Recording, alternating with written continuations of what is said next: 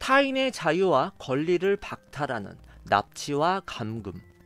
평온한 일상을 사는 우리 곁에 쉽사리 발생하지 않는 일이기에 그것에 대한 크나큰 위압감을 우리는 쉽사리 느낄 수가 없습니다.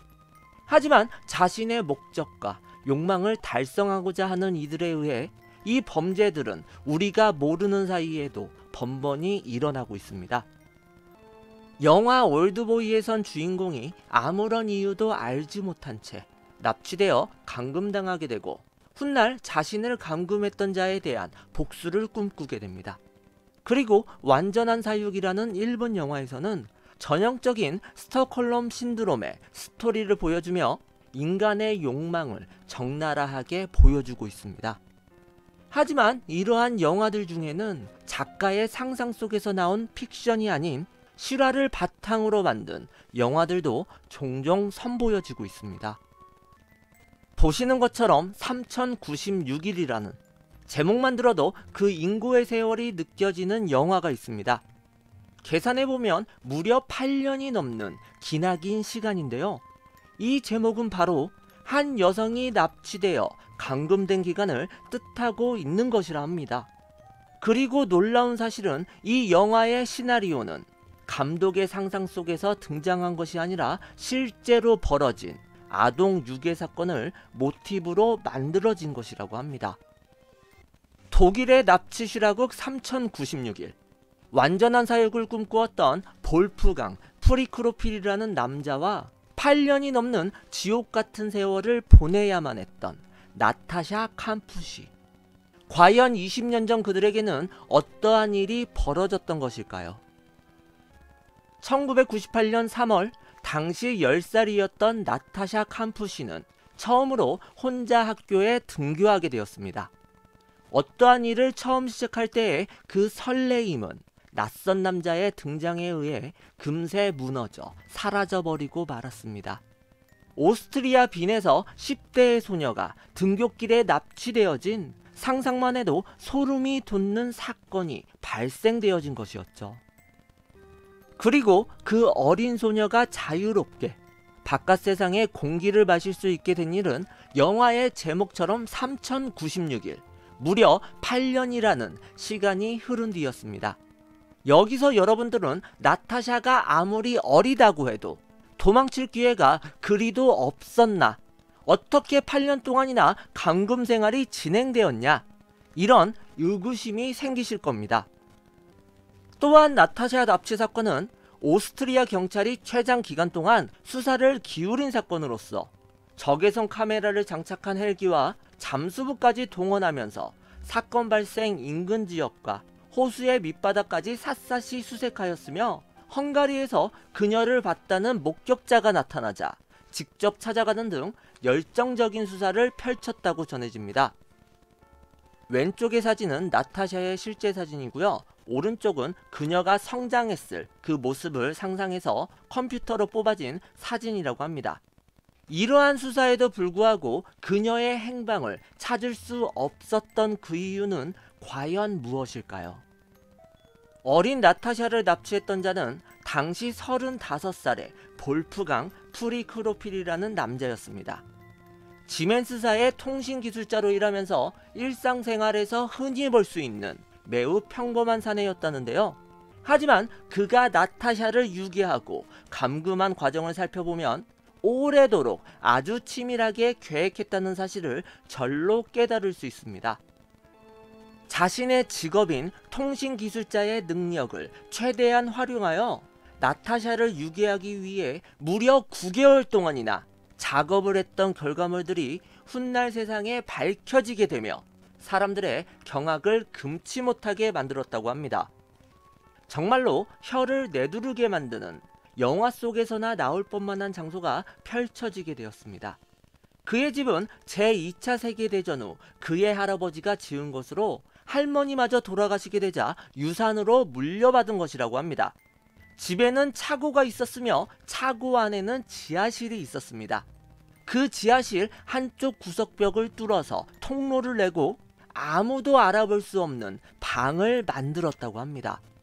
그 비밀스러움에 걸맞게 통로 입구는 철제문으로 언제나 닫혀 있었으며 이 입구 또한 평소에는 찬장으로 가려두었다고 합니다. 외국에서는 나타샤가 감금된 방을 지하 감옥이라 불렀다는데요. 이 방은 원래는 없던 공간인데 프리크로필이 직접 땅을 파서 만들었으며 면적은 약 1.5평 정도이고 완전한 사육을 위한 그 철저한 계획 때문인지 그 안에는 침대를 비롯한 변기 그리고 싱크대 등 모든 편의시설이 갖추어져 있었다고 합니다. 여기서 정리를 해보면 나타샤 캄푸시가 이 감옥에서 나오려면 자신이 감금된 방문을 열고 나와서 철제 병문을 열고 기어 나와야지만 지하실에 도착하게 됩니다. 거기에다가 계단을 타고 올라가야만 차고에 도달할 수가 있는 것이고요. 이렇게 2중 3중으로 설계된 장소에서의 탈출은 10살의 나타샤에겐 불가능에 가까운 일이었고 끈질기게 수사를 펼쳤던 경찰 역시 이런 볼프강의 치밀함 때문에 나타샤의 발자취조차 발견할 수 없었던 것이었죠.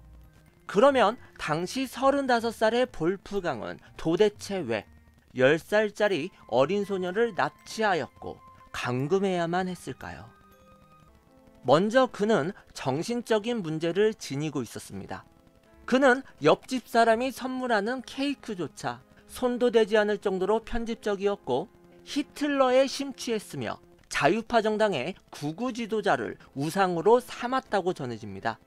또한 여성과 외국인을 혐오하는 등 그 백인 우월주의와 여성 혐오증을 동시에 갖춘 남자였습니다. 그리고 그가 나타샤에게 행했던 행동을 보면 더욱 납득이 되는데요. 8년 반이라는 긴 시간 동안 그녀에게 인간이면 당연히 가져야 할 기본적인 자유를 박탈했으며 굶주림, 청각 테러, 그리고 신체적 폭력 등을 가하였습니다. 그는 그런 것들에서 희열감을 느꼈던 것일까요?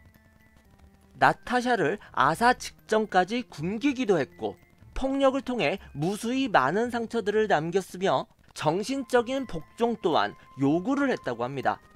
그리고 섬뜩하게도 그 학대와 동시에 볼프강은 나타샤를 위해 호의를 표시하기도 했다고 합니다.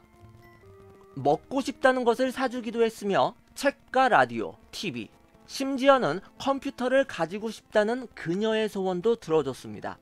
때때로 지하방에서 컴퓨터 게임을 같이 했으며 크리스마스 트리를 만들기도 했습니다.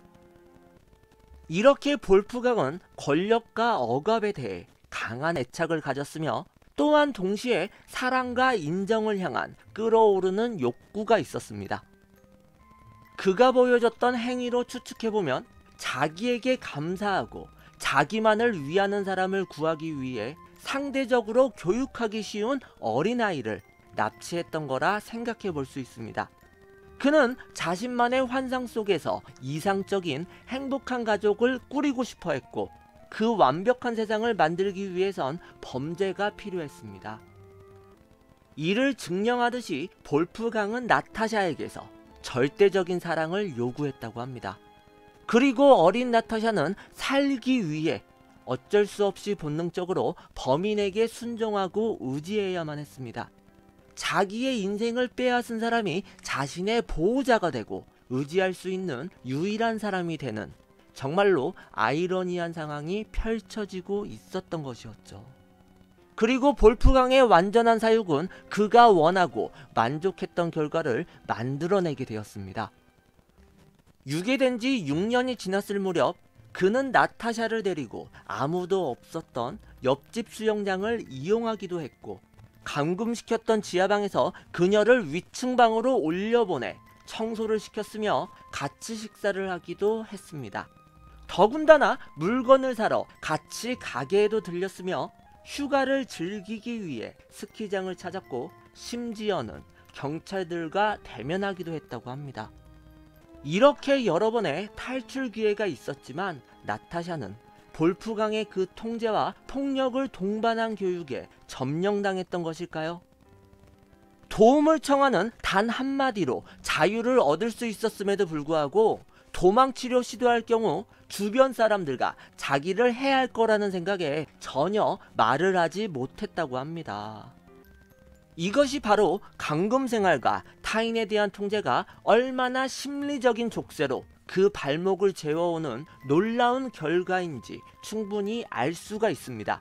하지만 자유를 갈망하는 그 인간의 본능이 더욱 강할 수밖에 없었겠죠. 2006년 18살이 되었던 나타샤는 볼프강이 방심을 하는 사이 필사의 탈출을 펼쳤고 이웃에 사는 노파에게 도움을 요청. 정확히 3096일 만에 그 자유를 누릴 수 있게 되었습니다.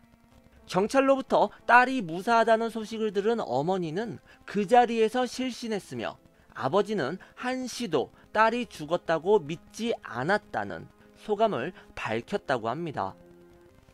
8년이라는 세월이 흘러 그 얼굴이 많이 바뀌었지만 팔에 있는 수술 자국과 그녀의 기억을 토대로 잃어버린 딸임을 재차 확인하였고 그 감격스러운 상봉이 이루어지게 되었습니다. 그러면 이제 여러분들은 그 볼프강이라는 남자의 최후에 대해 많이 궁금하실 겁니다.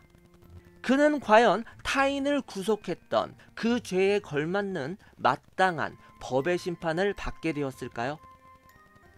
볼프강은 나타샤가 집 밖으로 달아나게 되자 황급히 자신의 빨간 BMW를 몰고 어디론가 향했다고 합니다. 그리고 그의 차는 어느 외딴 곳에 버려진 채 발견되었는데요. 볼프강이 향했던 것은 철도길이었으며 달려오는 기차를 향해 몸을 던져 그 생을 마감하게 되었습니다. 경찰은 그의 몸이 열차에 치여 갈갈이 찢겨졌지만 주머니에 있던 차 열쇠와 입고 있었던 옷을 통해 신원을 확인했다면서 그가 자살을 한 것으로 결론 내었다고 합니다. 자신이 세웠고 지켜왔던 자신만의 행복한 가정이 깨지는 것을 인정하기 싫었던 것이었을까요? 그는 이렇게 영원한 환상을 선택하게 되었습니다. 그런데 수사를 정리할수록 놀라운 점들이 뒤늦게 밝혀지게 되었습니다. 먼저 볼프강의 집은 나타샤의 자택에서 불과 10km 떨어진 곳에 위치해 있었다고 합니다.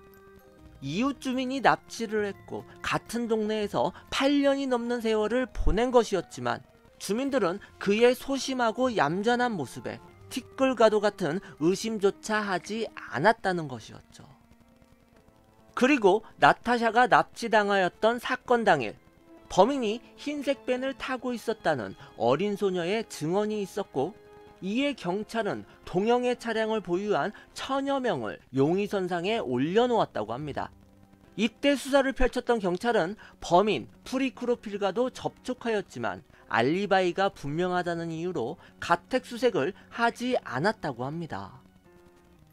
그리고 여러분들, 사람들의 경악을 금치 못하게 만들었던 감춰졌던 사실도 수면 위로 떠오르게 되었습니다. 훗날 나타샤는 3096일을 제목으로 자서전을 집필하였는데요. 여기에서는 수사를 통해 발표되지 않았던 끔찍한 주장이 그 실태를 드러나게 되었습니다.